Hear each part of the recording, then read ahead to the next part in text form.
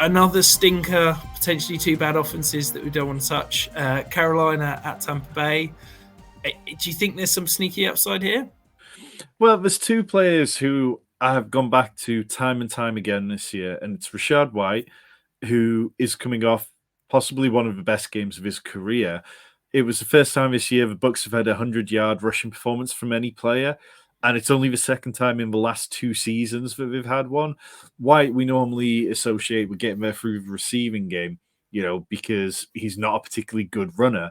But last week he did well. He averaged 6.7 yards per carry, which again is the highest amount that any running back has managed on over 10 touches for the last 2 years for the Bucs. So I think we saw something out of him that we haven't seen before. The Panthers, they rank 32nd in run defense DVOA. They've given up the third most rushing points to running backs. They've also allowed a league-high 1.5 rushing touchdowns per game to running backs. No other team's over 1.1. All year, you can just pretty much pencil in a running back touchdown against the Panthers. And then the other player who I just can't get away from this year, and part of it is helping me get over the fact that I drafted very little of him in best ball, but Mike Evans, this is the matchup where in the 2022 season, he went for 10 receptions, 207 yards, 3 touchdowns, won me that trophy sitting right there in the final week. And his history against the Panthers, you look back and he's had over 80 yards in pretty much every game over the last 6 or 7.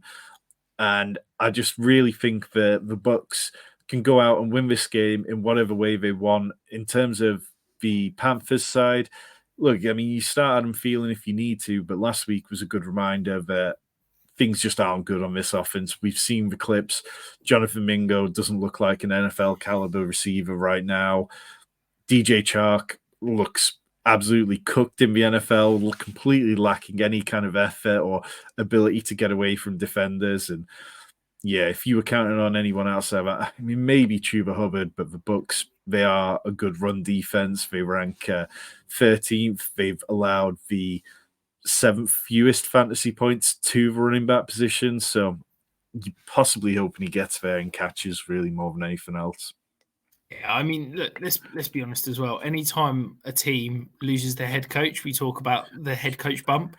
Anytime a team's losing their head coach, their quarterback's coach, their running back coach, I'm concerned about that offense. So, yeah, maybe not too excited about the Carolina. On the Mike Evans point, are you concerned? So, Carolina so far this year is a second in adjusted fantasy points allowed to the wide receiver position. A lot of that has been, as you said, where they're basically horrendous against running backs. So teams get up on them and just run the ball. Are you concerned that could limit Mike Evans' upside potentially for a DFS side of things particularly? So, yeah, it's kind of a little bit of that is definitely something like I probably wouldn't be playing Mike Evans in cash games this week. I think there's probably safer options. I'd rather find 600 more to go up to like Amon-Ra St. Brown. I'd rather go down to even Brandon Ayuk, 500 cheaper. But in tournaments, definitely we know the upsides there. And the Panthers, even though they've been quite good against, not surrendering massive days, they have still given up massive days, decent-sized days to Tyreek Hill, CeeDee Lamb, DK Metcalf. More often than not, the really talented guys have found a way to get there.